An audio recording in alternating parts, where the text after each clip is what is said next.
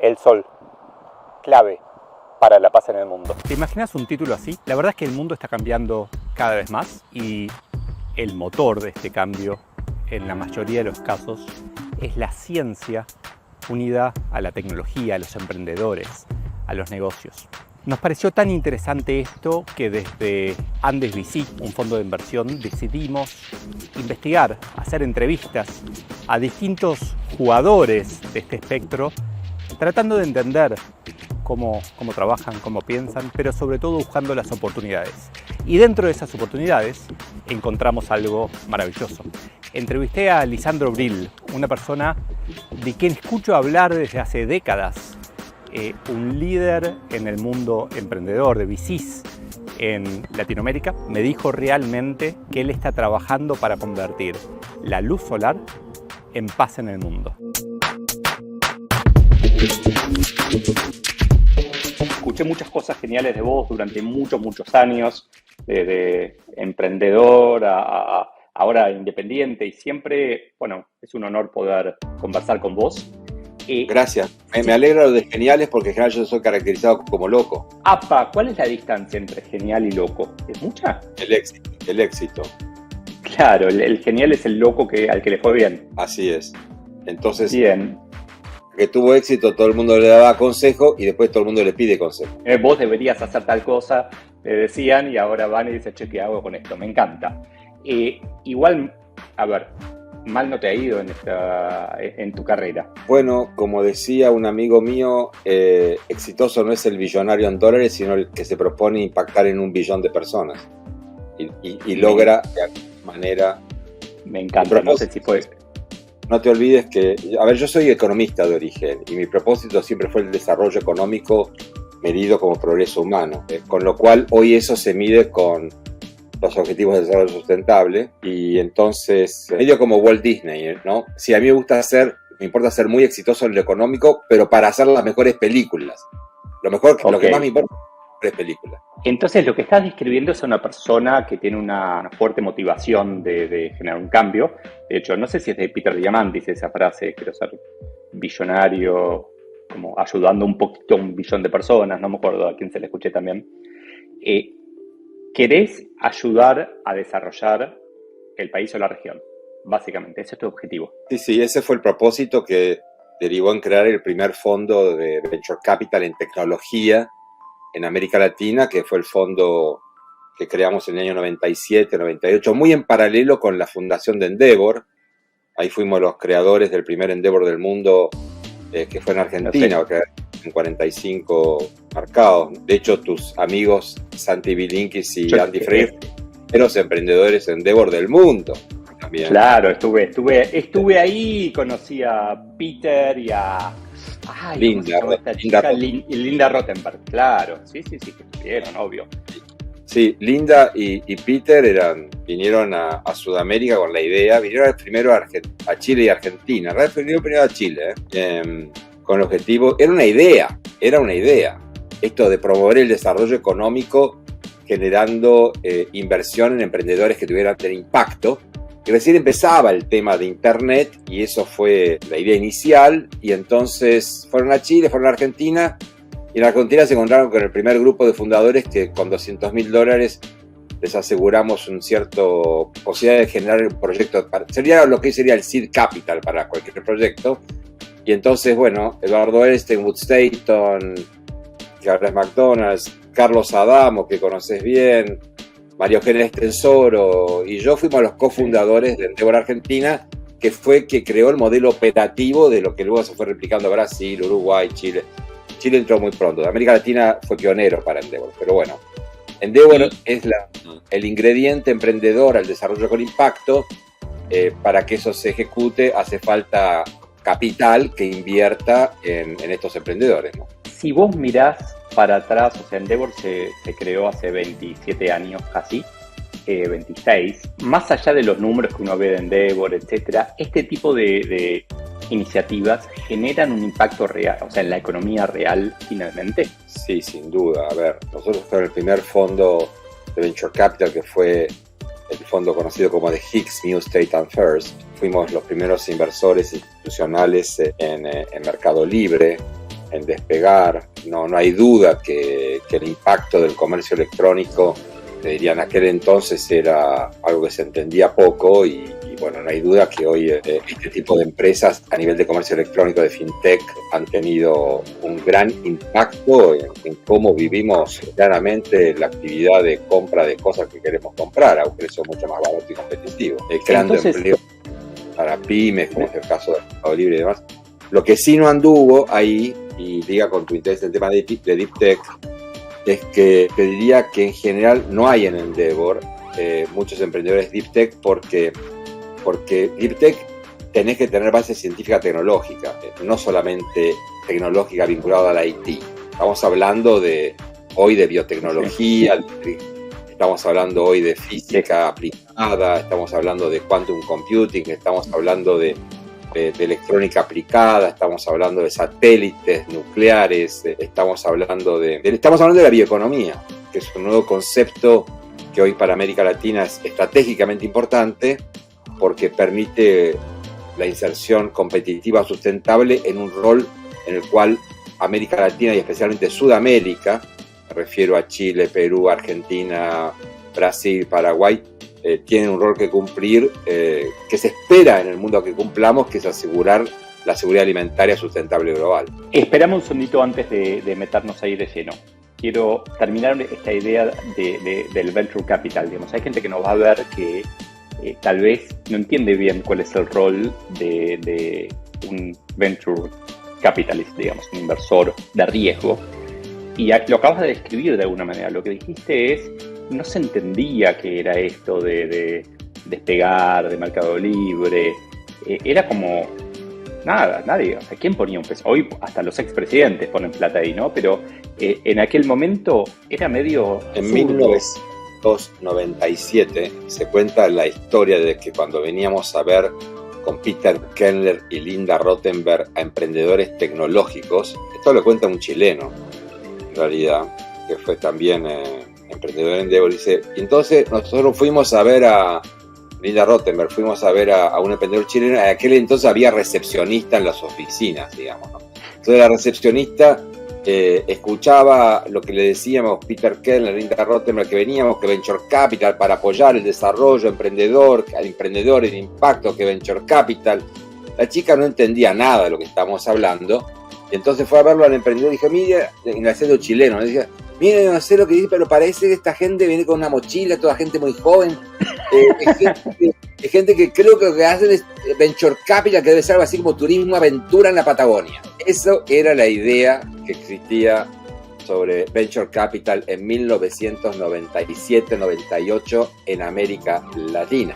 Claro. No solamente en América Latina. Yo tengo un socio en la India, Rahul Patwardhan, que me decía, bueno, en la India no era muy distinto, porque yo iba a un líder del Ministerio de Economía de la India y le decía que quería hacer Venture Capital con una incubadora, aceleradora, porque incubábamos empresas y si incubábamos después podían crecer mucho y entonces si crecían mucho generaba mucho valor la incubadora. Y entonces me decía el indio amigo mío que después de media hora el ministro de Economía decía, escúcheme, yo no entiendo muy bien esto de la incubadora, ¿qué clase de gallinero usted está creando? Mucho camino hemos recorrido desde entonces y hoy Venture Capital lo traducimos como capital emprendedor para la semántica del BID sobre todo, porque en realidad Venture Capital no es un producto financiero Wall Street. Venture Capital, tal como yo lo hago, y algunos colegas también más exitosos lo hacen, en realidad es un trabajo de identificación de equipos que pretenden implementar una innovación que resuelve algún problema grande, que si lo resuelve genera mucho valor y lo que uno hace en realidad es un trabajo de consultoría estratégica, ver el modelo de negocio, la estrategia de negocio, cómo recorrer el camino que en 5 años, 7 años esto crezca y entonces atraer talento, atraer el mejor, pasar de innovación apasionada a que hay procesos de crecimiento empresarial. La empresa crece y como la empresa crece, lo ayudamos a conseguir clientes, lo ayudamos a conseguir la siguiente ronda de capital. Porque todo esto empieza con un grupo apasionado de gente que busca resolver un problema en un garage. Así empezó Mercado Libre, así empezó Despegar, así empezaron, te diría, mis compañías de biotecnología también. Todo empieza con un grupo apasionado de gente que busca un modelo de negocio, que resuelve un problema y busca capital, y entonces vienen de Friends and Family, venden la casa, hipotecan el auto, viene la familia, tú sabes, Friends and Family son los primeros inversores que no te piden ningún balance. Después vienen Los Ángeles, que dicen, bueno, este tema me interesa porque te voy a ayudar, porque entiendo de esto, y te pongo los primeros $500,000, $400,000 para hacer esto. Y después vienen los Venture Capitals, que invertimos $1 millón, $3 millones para hacer que eso que era una idea con un piloto, con un fundador, comience a escalar. Y un Venture Capital busca un proyecto, hay muchos negocios que son buenos, pero Venture Capital, te diría, en mi visión, es alguien que busca un negocio que por lo menos va a valer $100 millones en el negocio, la empresa va a valer $100 millones, por decir algo, en 4 o 5 años, ¿no? Toma más tiempo si estamos en Deep Science, en Deep Techs. Y en el Silicon Valley es parecido, la diferencia es un cero. En el Silicon Valley no te paga $1.000 millones al éxito. Pero digamos en América Latina con $100 millones, para empezar, estamos como un extraño y a eso nos dedicamos, a cómo transformar un PowerPoint en una empresa que tenga un valor de por lo menos $100, $200 millones en 5 o 7 años. Excelente. Ahora sí, contame, bueno, decías que sos economista y que para vos la oportunidad, sobre todo de Sudamérica, es la bioeconomía, no solo la oportunidad, casi lo planteaste como la responsabilidad global de Sudamérica, en el concierto de las naciones, por decirlo de alguna manera, es desarrollar la bioeconomía. ¿Qué y por qué? Bioeconomía, cuando yo empecé con esto, era invertir en agritechs. 4 años más tarde, 3 años más tarde, fue invertir en agri-food, alimentos techs. Con el tema del COVID y todo lo que empezó a pasar en el mundo con el cambio climático, estamos hablando de clima, agri-food, waste, renovable y energías renovables, invertir en ese espacio, pero que arranca con biología aplicada, no solamente a salud, sino a la producción de alimentos, y digitalizar el agro, todo el supply chain, toda la cadena de valor hasta que llegamos al punto de venta en el supermercado o en el negocio que vende alimentos, y además con reciclaje adecuado, circular, medido en términos de captura de carbono y suelo regenerado, y todo eso junto, cuando uno ahora planta maíz, no está plantando maíz para comer choclo, sino que está plantando maíz que se puede hacer etanol y entonces hace energía renovable, pero también se puede hacer alimento para los pollos y alimentos para el ganado, y además se pueden hacer textiles con el maíz. Entonces, no es adecuado pensar más en términos de tecnologías de la agroindustria o la agroindustria de los alimentos, sino que básicamente lo que estamos haciendo en Sudamérica es la oportunidad de transformar el sol en biomasa, y esa biomasa puede ir tanto para energía como para alimentos, como para proteínas. Es un concepto que nos cambia la cabeza totalmente sobre cómo pensar. Y esto se puede hacer porque América del Sur, sobre todo me refiero al Mercosur especialmente, es el área que tiene mayor potencial de producción exportable de alimentos para un mundo que en el 2050 no deja de crecer en la demanda de alimentos. Y la demanda de alimentos hace a la seguridad global. Porque si tú no tienes alimentos, si tienes hambre, de hecho hay menos hambre hoy en el mundo, pero hay WhatsApp. Entonces, como hay WhatsApp, si hay hambre, no hay quien pueda parar a los guatemaltecos que se quieren entrar caminando a Estados Unidos, o a los norafricanos que se van en bote a Europa, o a los musulmanes que van de un lado para el otro cuando hay guerra porque se pueden organizar por las redes sociales. Y entonces, seguridad alimentaria hoy no es solamente alimentar, sino que es también seguridad geopolítica y seguridad política. Es complejo. Es que a ver, por una serie de transformaciones, estás convirtiendo energía solar en paz. Sí.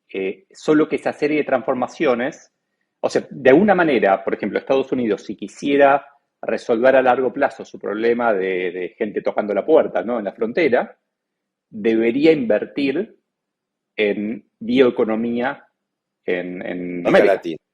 En América Latina. O sea, pero no solamente en Guatemala, sino también en Uruguay, por decir algo, para que haya más producción.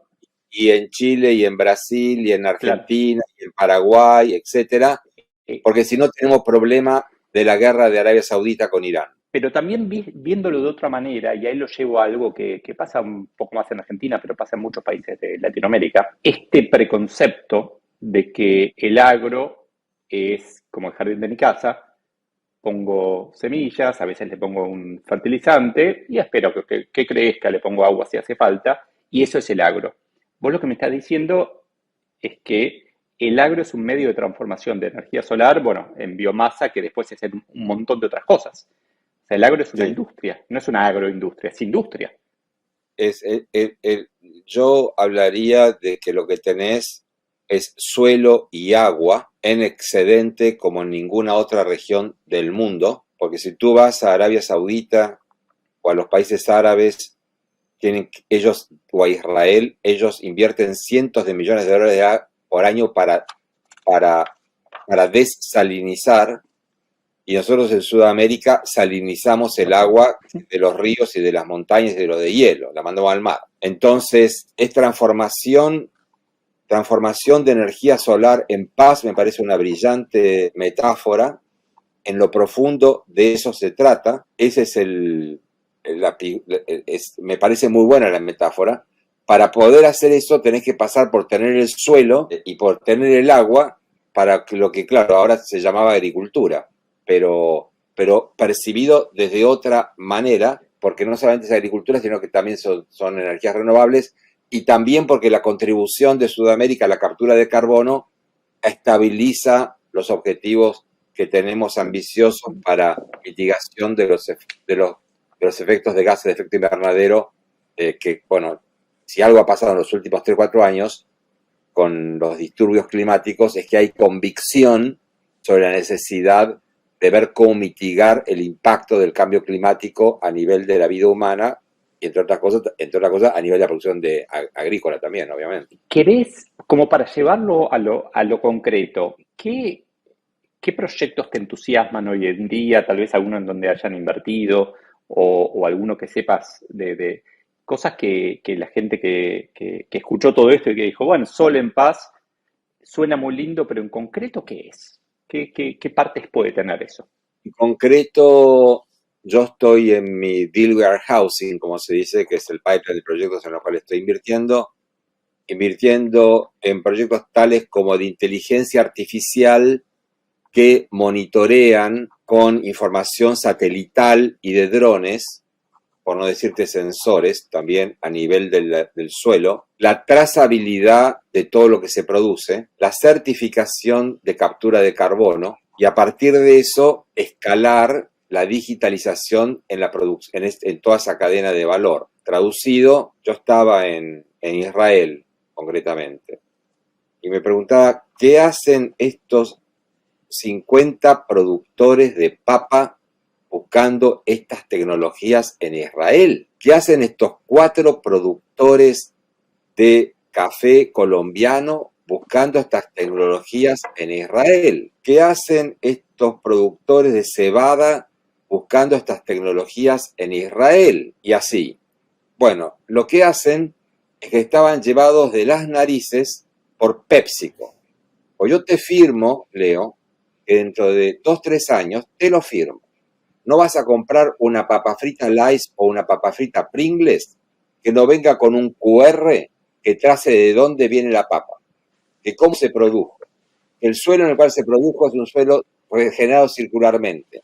Que todo el supply chain que tiene la distribución en el punto de venta, en la cadena, en el supermercado Carrefour de Europa o Walmart de Estados Unidos, y hablar en Whole Foods en Estados Unidos, está totalmente trazado, porque eso te lo exige el consumidor y no te va a pagar más por eso, simplemente si no lo tenés que comprar. Okay. Entonces, todo este proceso en concreto está hoy liderado por los requerimientos de los consumidores del mundo desarrollado en cuanto a la trazabilidad de lo que comen. Y cuando digo que te firmo que dentro de 3 años no vas a tomar un café Starbucks que no tenga, o de Nestlé, de Nespresso, que no tenga un QR que de dónde viene el café con la misma trazabilidad. Así como que dentro de X años todas las cervezas van a tener estos AB InBev, que te pide este tipo de certificaciones para comprarte la cebada que usa para la producción de cerveza.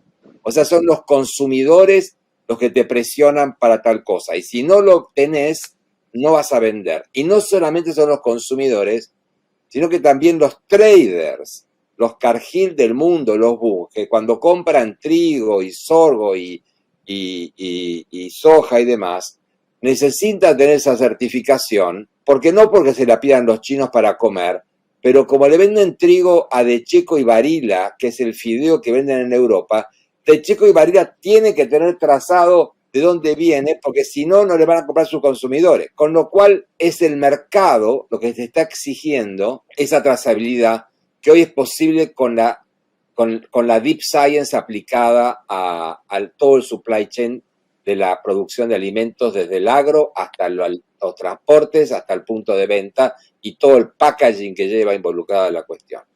Y el que paga, ¿quién paga? ¿Quién paga? Porque el consumidor no paga más. No va a querer. El consumidor paga más por orgánico, en todo caso, y un poco, pero no por esta cosa. El que paga es el CFO de la empresa y el CEO, porque en la medida en que la empresa certifique, el valor de la empresa en el mercado de capitales vale más. O sea que esta es la primera vez que tenemos las palancas del consumidor y los mercados de capitales trabajando con la organización agrícola. No sé si me explico. Y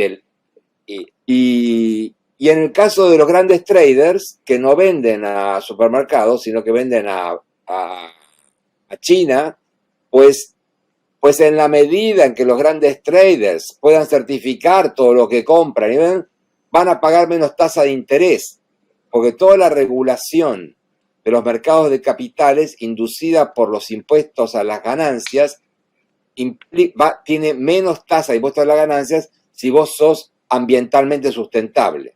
Ya es así. Ya es así.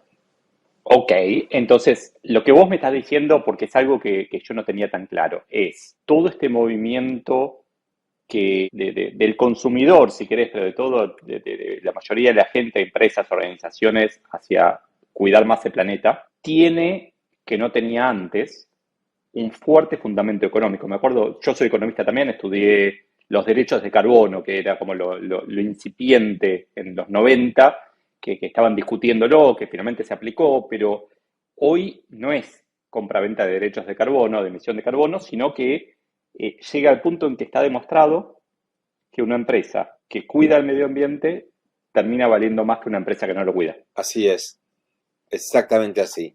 Porque los inversores institucionales invierten en este tipo de empresas porque los mercados capitales le dan más valor y, entre otras cosas, porque tenés menos impuestos a las ganancias y si cumplís con estas metas. Sí. Me pongo el sombrero negro un ratito. Ok, pero ese menos impuestos a las ganancias es una decisión artificial, es una decisión gubernamental, ¿no? Que los inversores le den valor es una decisión emocional. ¿Cuál es el fundamento que hace que vos estés convencido de que en 50 años también va a convenir una inversión que cuide el planeta versus... Dime. Sí, te diría que no es una decisión gubernamental. Vos no ganás una elección en Europa si no tenés una política ambiental. O sea que es una decisión de la ciudadanía cuando vota. Okay. Vota. El político, en todo caso, si quiere ganar elecciones, en general, no va a poder eludir tener el tema de ESG en su plataforma, llámalo como quieras. Hay países mucho más adelantados, países más atrasados. Pero en esto yo veo que la mano viene así. Mi pregunta para vos no es una moda, sino que es una tendencia que es irreversible. Cada vez más nos va a importar esto. ¿Vos tenés hijos? Tengo, y me importa esto. ¿De qué edad? 24 o 22. Bueno, yo te aseguro que tus nietos no van a entender cómo vos no exigías todo esto. Tus hijos ya deben cerrar la canilla cuando se lavan los dientes, cosa que yo no hago y no hacía. No, todos compostamos en casa. Así que sí, bueno, somos muy conscientes. Bueno, entonces perteneces a una vanguardia creciente que ya tiene masa crítica global, preocupada por estos temas, Y en los jóvenes no es una moda, es un estilo de vida deseado. En los jóvenes más jóvenes que yo veo en el mundo, e incluso muy ricos, te diría, el lujo no es el consumo de una marca sofisticada. El lujo es la naturaleza y el healthy life en cuanto a su nutrición y calidad de vida. Eso es el lujo. Me encanta. Déjame entonces, vuelvo para atrás. Vos te imaginás un futuro en donde esto es cada vez más relevante. Por lo tanto, yendo para atrás, esto que en algún momento fue agritech evolucionó a agrifood, pero le sumamos clima, desperdicio, energía, y se convirtió en todo esto fantástico que es convertir el sol en paz con un montón de pasos. Y me contabas recién esto de inteligencia artificial, satélites, drones, sensores, para poder ponerle un QR en un café, en un medio kilo de Starbucks. Suena un poco a ciencia ficción, suena a algo lejano. Conozco muchas empresas que están como metidas un poquito en esto, pero ¿es ciencia ficción o es algo que está sucediendo realmente ahora todo esto? El futuro está escrito. Te estoy contando el diario de mañana. Pasa que todavía los medios de comunicación no han hecho de esto su mainstream comunicacional, pero no tengo ninguna duda.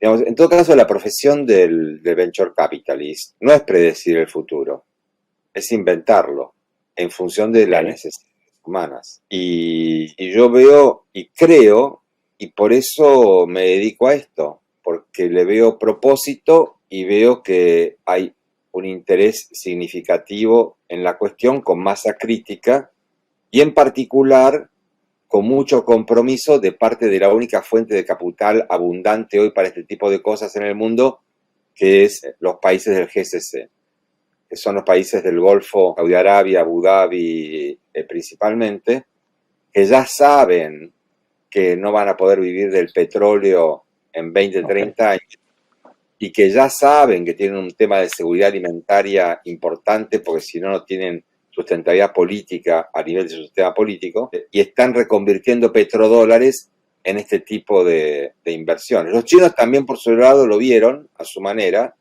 pero con otro, no con una inserción geopolítica alineada a Occidente, sino que hoy tenemos un mundo bipolar.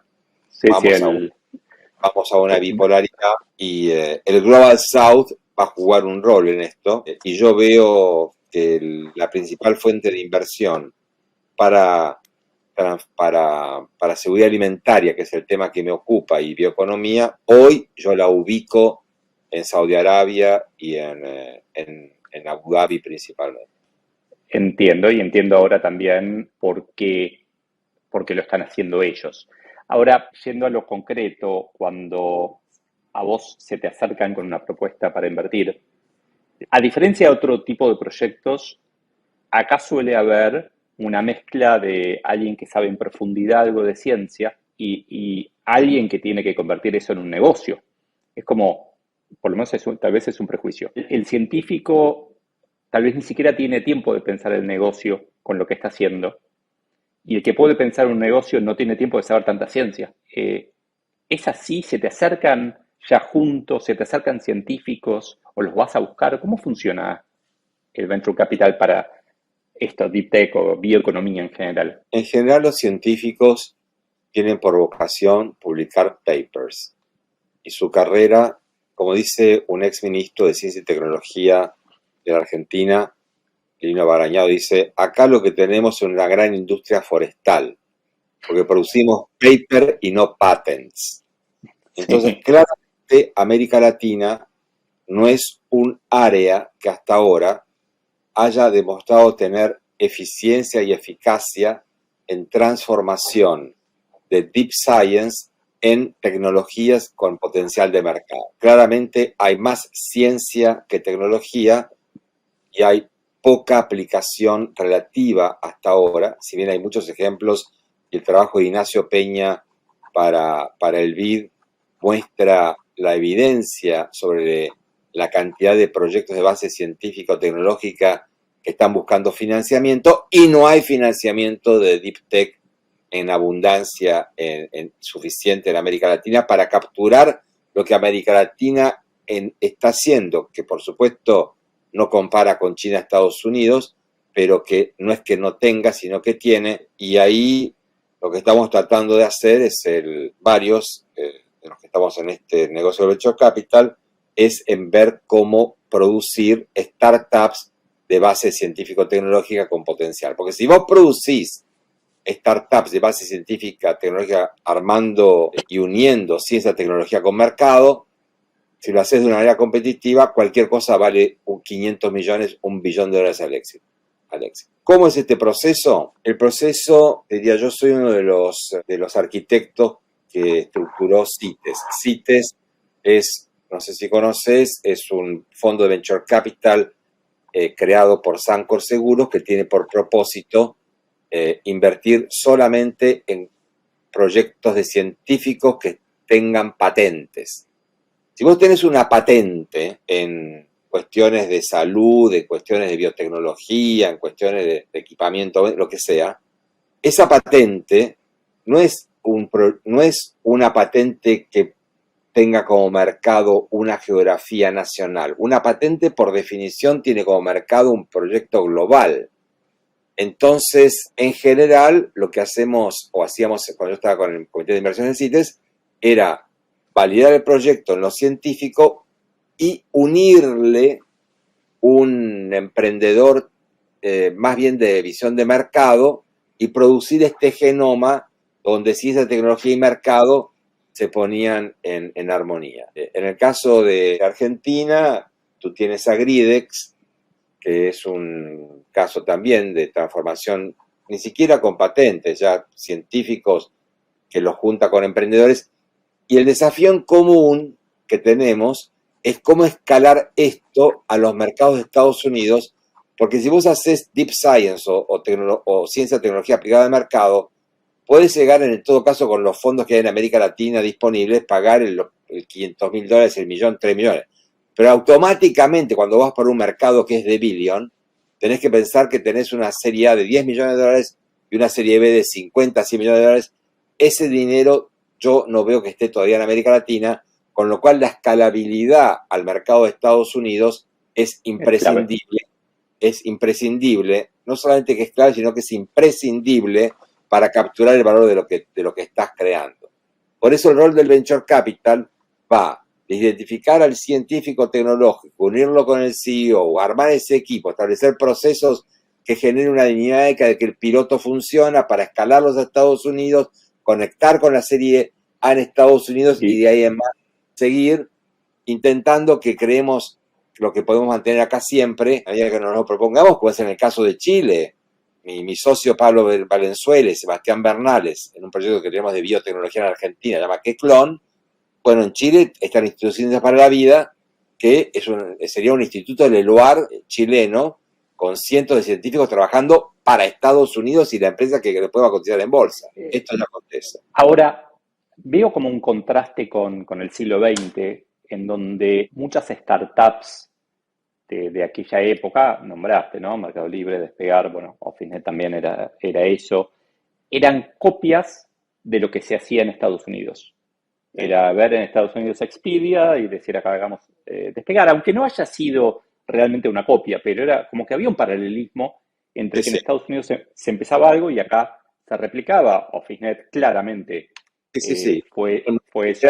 De clonar. Claro, pero ahora estamos dando vuelta a las cosas y acá viene esta pregunta que no sé si se puede responder. Esto requiere que en Latinoamérica estemos científicamente en algunas cosas más avanzados o podamos profundizar más o nos interese más que en Estados Unidos y en Europa para poder patentar algo.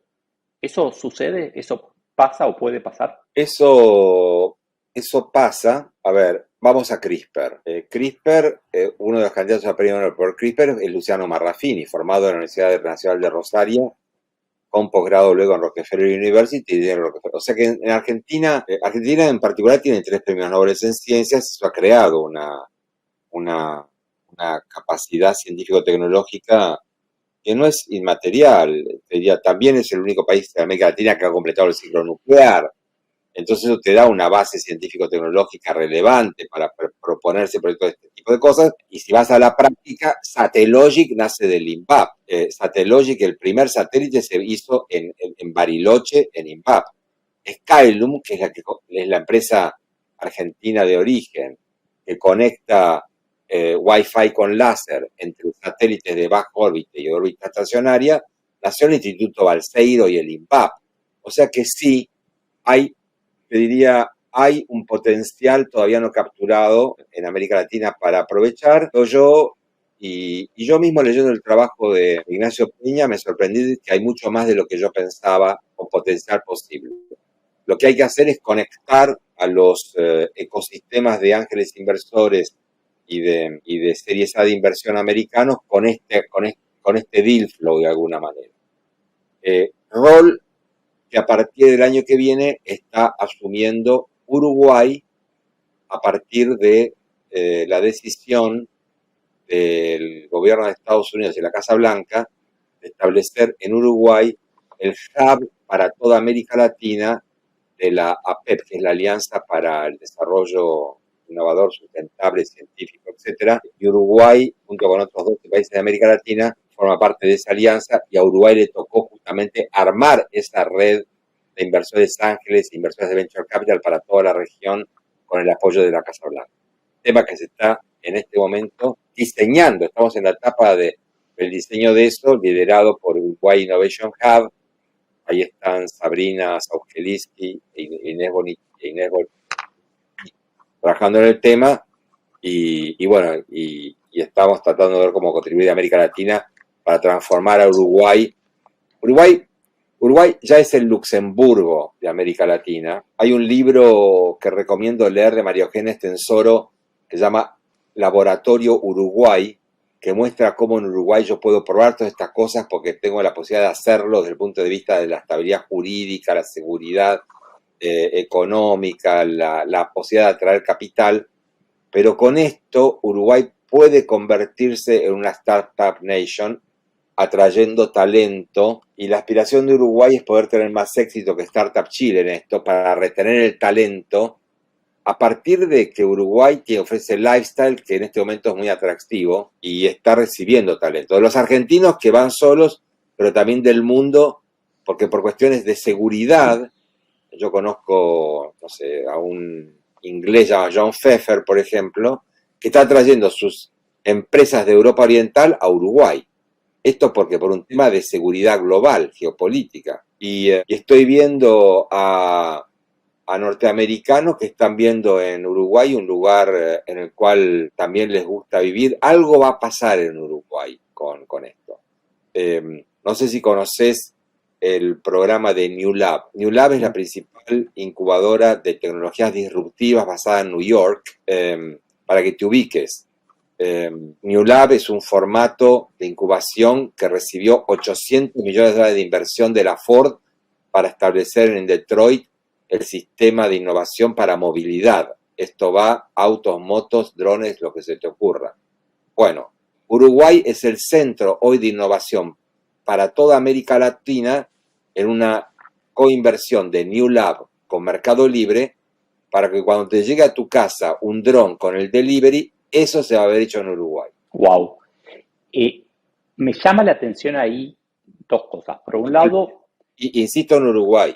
Uruguay ya está decidido que en Uruguay está Google con su data center, que está Microsoft con su unidad de inteligencia artificial aplicada a desarrollos en Uruguay e importando talentos consecuentemente de Estados Unidos a Uruguay.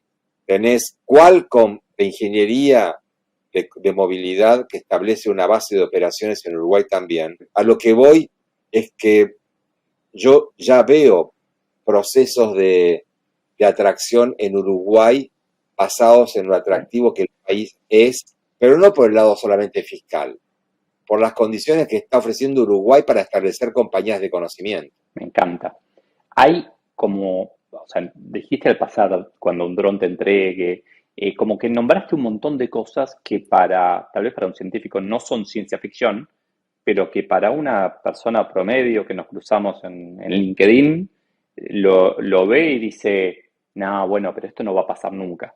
obviamente es la misma persona que si hace 15 años le decías Blockbuster va a desaparecer y vas a mirar Netflix todos los días, también hubieran dicho no va a pasar nunca. Pero o sea, este ritmo de cambio tecnológico va a seguir acelerándose, en tu opinión. Estamos en medio de una aceleración y diría el cambio de estado, producto básicamente de la inteligencia artificial. No sé si vos usás ChatGPT. Todos los días. Demasiado. Bueno, no sé si te sorprendés de las cosas que podés hacer ahora a nivel de eficiencia, de acceso a conocimiento basado en ChatGPT.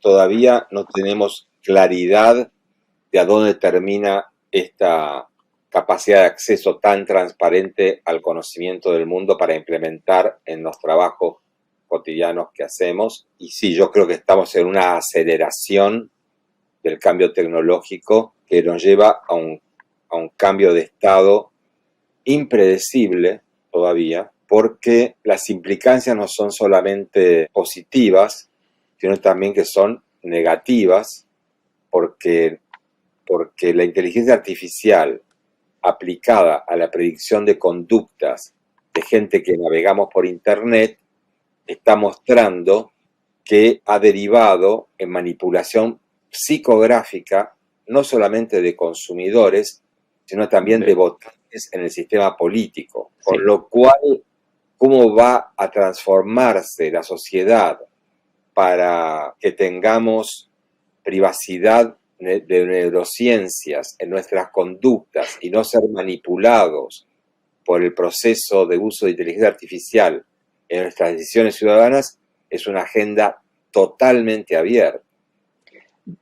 De hecho, también suena a una oportunidad para startups, ¿no? No solamente startups para predecir nuestra conducta, sino una startup que de alguna manera resuelva el tema de que yo no quiero que predigan mi conducta o que influencien en mi conducta para manipularme, como sí, coincido que se ha hecho en política. La enmienda número 1 de la Constitución de Estados Unidos es la libertad de prensa. Por eso ahí salió el cuarto poder. Te diría, yo creo que estamos en camino a una enmienda constitucional de los sistemas democráticos sobre la privacidad y la preservación de nuestra privacidad, no solamente en mantener nuestra identidad, sino en evitar ser manipulados por la dinámica que tiene el uso de redes sociales. Está probado que la mezcla de like y retweet produce grieta política, porque cuando un tipo dice algo moderado, sensato, tranquilo, y cuando una persona dice un disparate agresivo, se produce una reacción en cadena. En Argentina estamos en el medio de ese proceso. Y bueno, tenemos una persona que ha ganado las elecciones sobre la base de capturar la emocionalidad del electorado joven, sobre todo con TikTok. Tenemos el primer presidente libertario del mundo elegido por TikTok. Sí. Y de alguna manera, sin opinar de política, pero si nosotros vamos 2 años atrás o 3 años atrás y alguien nos hubiera dicho que esto podía suceder, todos nosotros hubiéramos dicho, o sea, 1 año atrás, 6 meses atrás tal vez también, todos hubiéramos dicho, es imposible que esta persona se convierta en presidente. Sí, lo mismo se decía Donald Trump.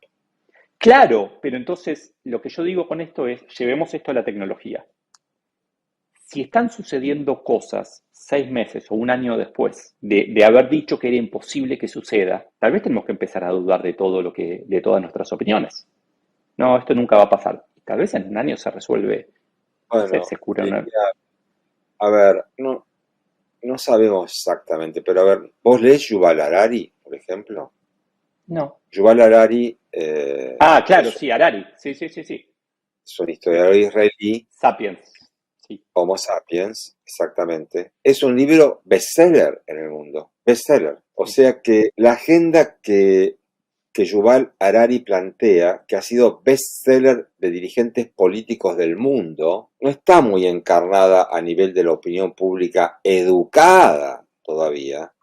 Pero esa agenda es una agenda de dilemas éticos notables. Es decir, cuando Yuval Harari te habla sobre la ciencia y la tecnología aplicada a la gestión de salud personalizada, vamos a derivar en situaciones donde vas a tener que una parte de la humanidad va a tener la posibilidad de vivir saludablemente 120 años, porque se va a poder pagar ese tipo de servicio médico, y otra no. Y eso plantea un dilema ético muy profundo. Diría, si vos lees Yuval Harari, te diría, no es ciencia ficción.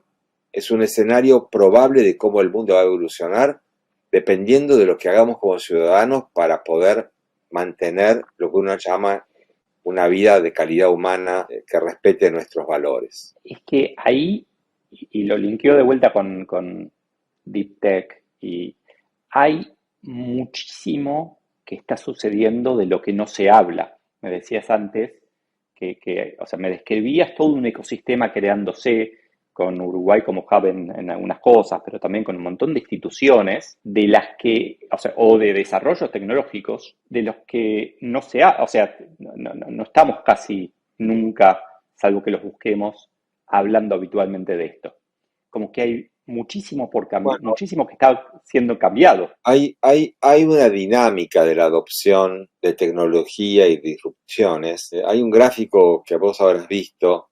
Dice, bueno, se tardó tantos años en adoptar la televisión, tantos años la radio, tantos años el teléfono celular. Y cada vez hay menos años para adoptar el cambio tecnológico. Bueno, ¿cuánto tiempo va a pasar para que adoptemos ChatGPT para hacer muchísimo de lo que hacemos? Sería por los traductores. Se acabó la profesión del traductor. Se acabó la profesión de redactar cartas, memorándums, el trabajo que uno hacía. Se acabó, pero además la función de research cambia con esta inteligencia artificial. Entonces, yo en función de unos proyectos que estoy en este momento trabajando, en particular proyectos de riego para duplicar la producción de alimentos, claramente la velocidad a la cual yo voy a invertir está determinada por cuánta gente va a adoptar la tecnología que estoy proponiendo nueva, con lo cual estoy haciendo una modelización sobre adopción educativa por parte de la educación de estas tecnologías por parte de una masa crítica de gente. Está probado, parece, que si vos tenés early adopters que van adoptando a una velocidad, cuando vos llegás al 20% del mercado de la gente que adopta, ahí se produce un dominó donde el tema es exponencial a la velocidad. Okay. Entonces, ¿cómo va a ser este proceso? Yo en este momento estoy aplicando ciencia básica o matemática de física aplicada a ver la curva de adopción de eso y puedo acelerar esa curva de adopción. La puedo acelerar porque le meto realidad aumentada y metaverso para educación inmersiva, interactiva, gamificada. ¿De qué te reís? Pero bueno, es lo que estoy haciendo. No sé. No, me encanta. No me encanta. Digo, me encanta esta idea de que estás tomando otras cosas que no son de riego, por ejemplo, y diciendo, digo, cruzando cositas y diciendo, bueno, voy a hacer gamification para que la gente entienda este proyecto de riego y llegar al 20% más rápido. Bueno, ¿te imaginas a un chacarero del Uruguay adoptando tecnología de pivot para riego? Bueno, eso te digo cómo va a ser. Va a ser un juego interactivo de realidad inmersiva, interactiva, gamificada, donde el hijo del chacarero va a decir, no me voy a Montevideo a vivir, me quedo acá porque es más divertido estar en el campo manejando el robot, que es una computadora satelital que llamamos ahora cosechadora y que riega. Bueno, eso está descrito, como por eso, si vos lees los libros del Plan Ceibal de Uruguay, que es una exitosa implementación educativa del modelo de Negroponte de One Laptop per Child, pero educada con conectividad en todo Uruguay, muestra que los chicos del interior profundo de Uruguay, cuando vos le ponés juegos que hacen robótica, los chicos hacen robots en el medio de un pueblito de Uruguay. Los chicos van muy rápido con esto. Bueno, yo te diría que la duda que tengo es a qué velocidad se produce esta reacción en cadena. Básicamente, desde el punto de vista de la física aplicada, es la fórmula de la ecuación nuclear. Es la fórmula de a qué velocidad. A ver, yo tenía un profesor en Harvard, que fue premio Nobel de Economía luego, Thomas Schelling, que hablaba de lo mismo. Fue premio Nobel de Economía porque él usó teoría de los juegos para predecir conducta. Entonces, el ejemplo es muy claro. Decía, bueno, suponete que vos tenés en un semáforo rojo 100 autos parados. ¿Cuántos autos tienen que pasar para que todo el mundo se dé cuenta que el semáforo está roto? Ok. Bueno, esa es la pregunta. ¿Cuánto tiene que pasar para que el dominó de adopción tecnológica sea generalizado? ¿Y qué puedo hacer yo para activar esos procesos en beneficio de un uso saludable, medido por Índice de Desarrollo Sustentable de Naciones Sustainable Development Goals, para que eso acontezca? Bueno, ese es el trabajo de Venture Capital hoy. Es Venture Capital con purpose. Venture Me Capital encanta. Venture Capital con purpose, pero no para resolver el nuevo Tinder, sino para resolver los problemas que la humanidad tiene en términos de clima, de salud, de nutrición saludable, y con eso me alcanza para tener una masa crítica de inversión en cosas que son distintas a los clones del comercio electrónico, pero que son deep science tecnológico aplicado a resolver problemas de la humanidad hoy. Y en donde, por las condiciones particulares, tanto de accesibilidad a la tierra, al agua, bueno, al sol, pero también de capital humano, etcétera, Sudamérica podría ser líder y no follower, ¿no? Sudamérica puede ser un player interactivo en un mundo, no, te diría, me suena un poco, no me atrevo a decir que para nada pienso que Sudamérica puede liderar, pero sí puede hacer un catch-up muy grande del mundo desarrollado en esta temática, si es que se enfoca en aquellas cosas que el mundo nos pide que hagamos, que tiene que ver con la seguridad alimentaria global. Ok, ahora tengo dos preguntas más para terminar. Gracias por compartir. Si yo fuera John Maynard Keynes, Dios me libre y me guarde, la condicionalidad del Fondo Monetario para dar crédito a Argentina, en el caso que nos ocupa, no debería ser otra que asegurar que Argentina, en su transformación económica, duplique la producción de alimentos. Porque esa es la condicionalidad relevante del sistema multilateral a un país como Argentina hoy. Que de hecho es así en la práctica, aunque no se diga, porque de ninguna otra forma se explica el financiamiento del Fondo Monetario Internacional tanto a Macri como a Alberto Fernández cuando no cumplió ninguno de los compromisos que estaban fijados en los acuerdos con el fondo, y sin embargo Estados Unidos decidió que la plata viniera igual. Y la plata viene igual porque el mensaje leído desde la Casa Blanca es: Argentina, mira, tenés un quilombo interno muy grande, pero no me armes más quilombo en el mundo. Así que hace que la gente produzca el morfi, porque si no, tengo problemas en el mundo. Ya suficiente problema tengo con lo que por sí solo pasa. Así que vos ya con lo de Ucrania tenemos un quilombo grande de incertidumbre de abastecimiento alimentario. Y si no hay trigo y pan en Egipto, tengo todo lío en Medio Oriente. Así que, Argentina, producí comida. Aprovecho que nombraste a Keynes. Supongamos que tuvieras que escribir ahí un mini paper, las posibilidades económicas de nuestros nietos, hablando de cómo la tecnología le va a cambiar la vida a quienes hoy tengan 5, 10, 15 años o no hayan nacido todavía.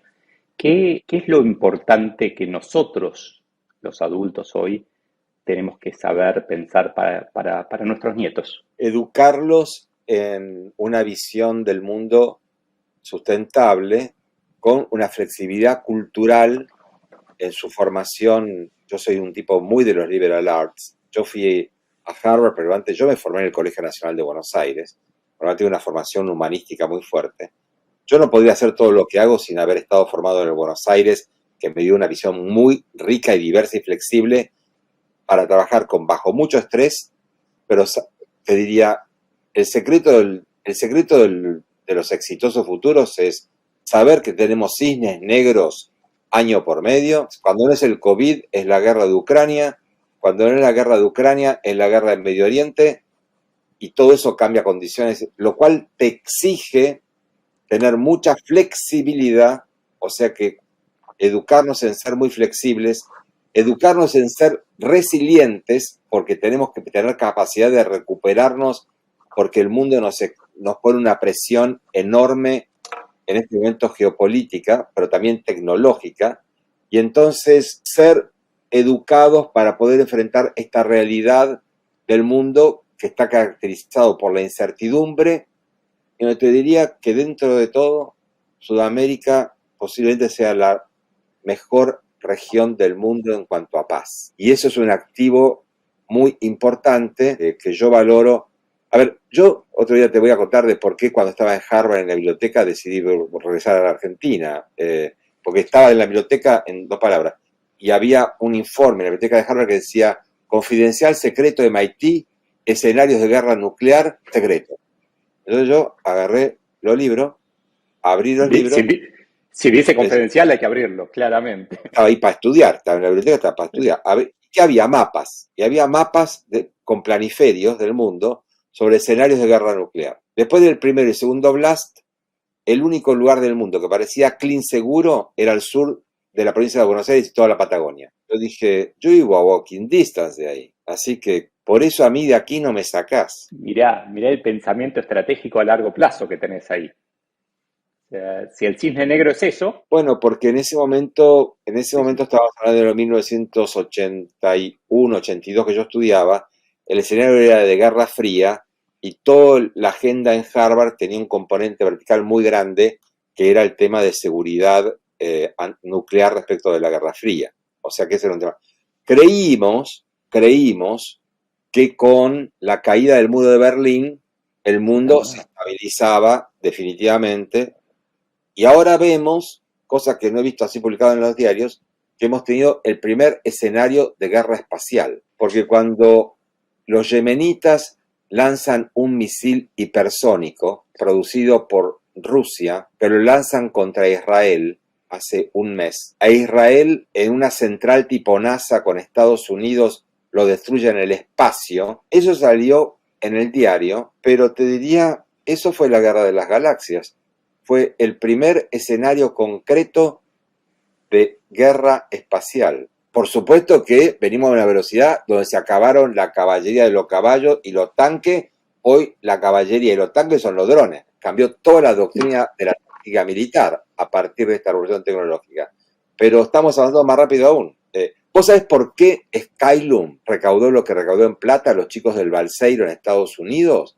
Que era Wi-Fi por rayo láser entre satélites de baja órbita y espacial y bajar a tierra con láser el Wi-Fi, y les dieron $100 millones hace 1 año y medio a un agente del Balseiro, porque cuando fue la guerra de Ucrania, el Pentágono dijo, ¿cómo me aseguro que yo pueda transmitir desde los satélites a la Tierra sin que me interfieran electrónicamente? Eso era Skylum producido en el Balseiro.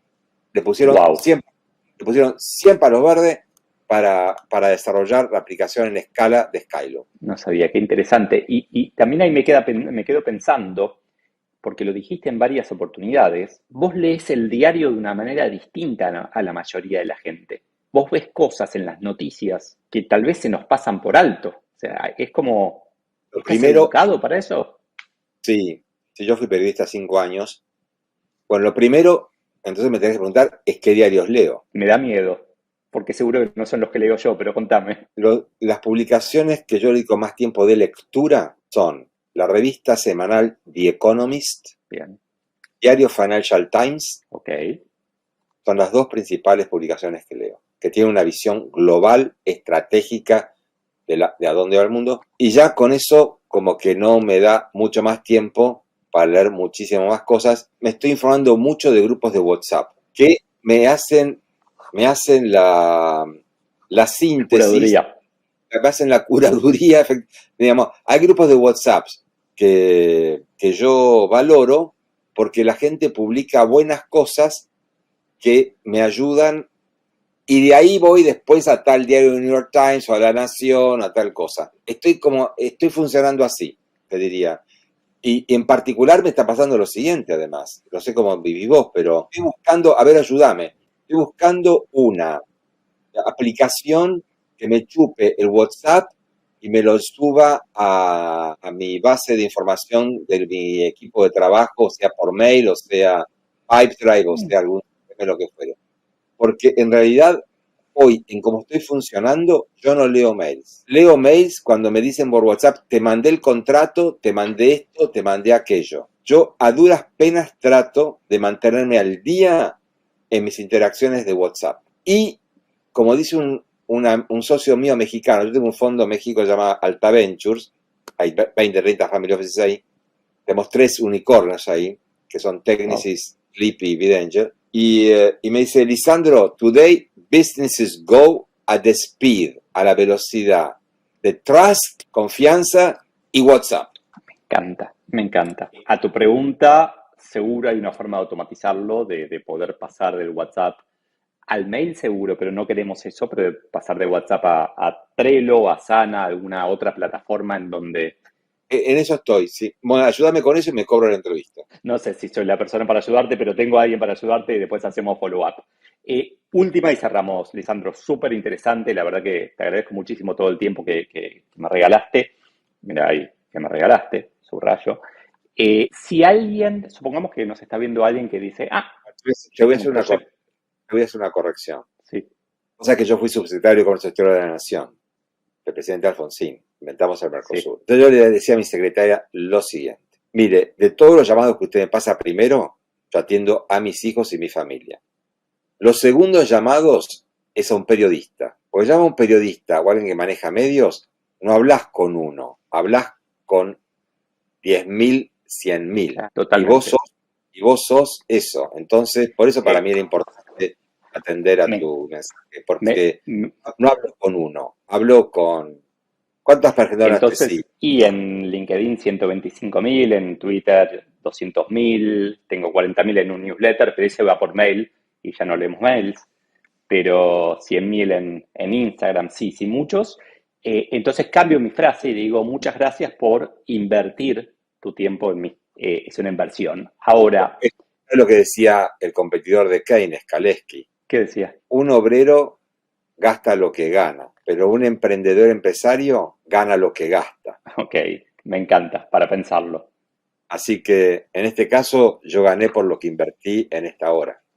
Vamos todavía. Sí, aparte ya me quedo con el título de esta charla, convertimos el sol en paz, 2 palabras de una vocal de 3 letras, es como mágico, me imagino un diseñador gráfico haciendo un banner fantástico en Times Square. Si alguien tiene una patente, una idea, algo científico o la capacidad de ser CEO o algo que tiene que ver y quiere chequear la posibilidad de obtener fondos o algo, ¿vos tenés un pipeline para eso? ¿Hay algún lugar en donde puedan contactar a alguien de tu equipo? ¿Qué tiene que hacer una persona que no sabe qué hacer con eso? Vos sabés que un Venture Capital invertimos en 1 de cada 100 proyectos que recibimos. Ok.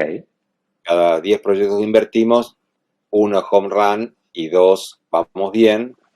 Si cumplís con eso, estás en el top 5% de performance mundial. Yo tengo una preferencia muy grande por invertir en emprendedores seriales, porque el mejor predictor de conducta futura de un startup en cuanto a su calidad de ejecución es la experiencia que haya de los emprendedores fundadores previa, y a diferencia de hace 15 años, hoy vos tenés en América Latina emprendedores seriales que quieren ir por su segundo o hasta tercer proyecto. Segundo, invierto en equipos fundadores que tengan un cap table sustentable en el crecimiento, porque los proyectos no fracasan porque la tesis de inversión sea mala o la oportunidad sea mala. Fracasan porque se quiebra el equipo emprendedor, porque se perciben injusticias en cómo se distribuyen las acciones en función de quién aporta valor. Entonces yo me preocupo mucho. Yo me preguntaba qué me dedico. Yo me dedico a la quiropraxia de equipos fundadores. A asegurarme que la estructura de capital sea sustentable para el crecimiento y sea flexible en función de eso. Y que tengan networks con potencial global, porque como yo me ubico en Venture Capital Disruptive, hay validaciones para eso. Si vos te graduaste en alguna de estas 20 universidades, de hecho está estudiado que el 70% de los IPOs Venture Capital Backed en Estados Unidos vienen de no más de 10 universidades. No todos, pero el 70%. Sí. Vos podés no tener esa network inicial. Por ejemplo, en el caso que yo tengo de Neoris, un caso exitoso, que eran chicos de Rosario para hacer desarrollo comercial electrónico, no tenía esa network global, pero ¿cómo te compras esa network global? ¿Sos emprendedor en Endeavor o sos emprendedor ganaste la competencia para el negocio del MIT? Ese es un segundo fin. Entonces yo tengo una alta preferencia por, de todo lo que llega, ver si es emprendedor serial, triple A, y hacer y la tesis de inversión sería, yo descarto de cada 100, me gusta ver todos, descarto 50 en 15 segundos. Viene un señor y me dice, porque yo quiero producir y exportar naranjas en Tierra del Fuego. Yo digo, este pibe está loco. Me dice, no, pará. En realidad, yo quiero exportar naranjas de Tierra del Fuego porque desarrollé una patente que me permite hacerlo. Entonces digo, ¿y quién está en tu equipo? No, sucede que yo tengo un socio, esto es una metáfora todo, pero tengo un socio que es un PhD con postdoctorado, que era mi tío, el sobrino de mi amante, lo que fuere, que hizo esa tesis de doctorado sobre este tema, que es cómo producir naranjas en Alaska. Y la tiene patentada con... interesante. Entonces, bueno, entonces depende que el equipo... La tesis de inversión no me gustó al inicio, pero depende del equipo que tenga el ADN para tener un proyecto que sea como tal escalable en proyección global. O sea que la verdad que me importa mucho más el equipo. La idea, es muy fácil hoy tener una idea con un plan de inversiones y un business plan. Contrato a cualquier MBA de una universidad más o menos, va a ser 20 PowerPoints preciosos de plan de negocio. La diferencia es quién tiene el equipo. Yo siempre digo, mira, como en el fútbol, ¿viste? Es igual que en el fútbol. En el fútbol, ¿cómo no hacer buen negocio? Ganar la Champions League o ganar el Campeonato Mundial de Fútbol. Entonces yo, business plan, ganar el Campeonato Mundial de Fútbol. Entonces yo digo, bueno, a ver, mostrame quién es tu equipo. Bueno, no, tengo a este y el otro. Y de pronto son todos geniales, pero a ver, ¿trabajaron como equipo? Argentina es el caso. Cuando Argentina no trabajaba como equipo, teníamos a Messi y a Mascherano y no le ganábamos ni a Bolivia. Hasta que no apareció Scaloni, no funcionamos como equipo. Bueno, entonces el cap table del equipo argentino funcionó mucho mejor cuando apareció la capacidad de poder trabajar como equipo. Entonces mi diagnóstico es mucho más de cómo funciona el equipo en ejecución que respecto de la oportunidad en sí misma. Claro, porque además el equipo, y esto suele pasar en los proyectos, puede mantenerse como equipo y cambiar, tunear la tesis, adaptarse, cambiar algo del proyecto y seguir adelante con un proyecto un poco distinto del original, pero en cambio si invertís simplemente en una idea, como que esa idea sin un equipo no existe.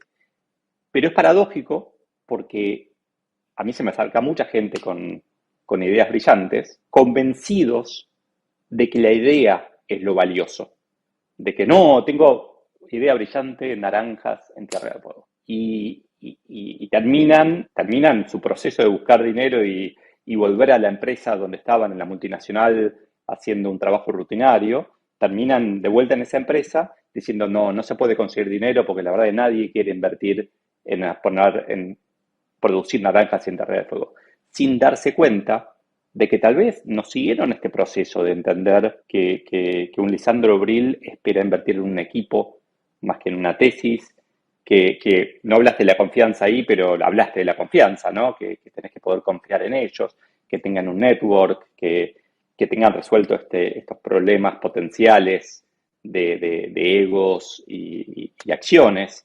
Como que la gente se enamora de la idea, sin ver todo lo demás. Me encanta. Es que entre un business plan con tesis de inversión A y equipo B y un business plan con tesis B y equipo A, yo invierto en el equipo A que va a arreglar la tesis de inversión y no en el equipo primero que arruina toda tesis de inversión. Me encanta y rescato de ahí que quien quiera ser emprendedor le conviene formarse de alguna manera como emprendedor, o sea, emprender con otro, ayudar a otro, trabajar en un emprendimiento, que emperrarse en su idea y no lograr nada. O sea, le conviene ser parte del equipo A de una idea que no le encanta y no parte del equipo B de una idea que le encanta. Porque la confianza es personal, la confianza no es el PowerPoint, la confianza es cómo interactúas con la gente y vos podés predecir cómo te vas a llevar. La relación de un venture capitalist con un equipo fundador es matrimonial. Cuando vos le dijiste a tu esposa, vamos a hacer una familia, a quien era tu novia, vos tenías un roadmap que era así, y ya sabés que el roadmap, a partir de que tuviste hijos y todo más, fue así. O sea que vos tenés que estar seguro que vas a poder navegar ese roadmap, que no es lineal, sino que es de pivot permanente, y por eso tener valores compartidos, transparencia, calidad de interacción, inteligencia emocional, todos esos son atributos que uno requiere. Me encanta. Más sabiendo que vienen cisnes negros cada 2 años, ¿no? Así que va a suceder eso. Hay certeza de que venimos con cisnes negros. Hasta tanto se demuestre lo contrario, diría, venimos de cisnes negros, sí. Entonces, dice, a eso, flexibilidad, resiliencia, creatividad, es la vacuna contra el cisne negro. Te robé muchísimo tiempo, ni te lo robé, ni me lo regalaste, lo invertimos. Muchísimas gracias, Lisandro, fue un súper placer. Y bueno, ya volveremos a hablar. Nos vemos. Éxito, gracias, hasta luego.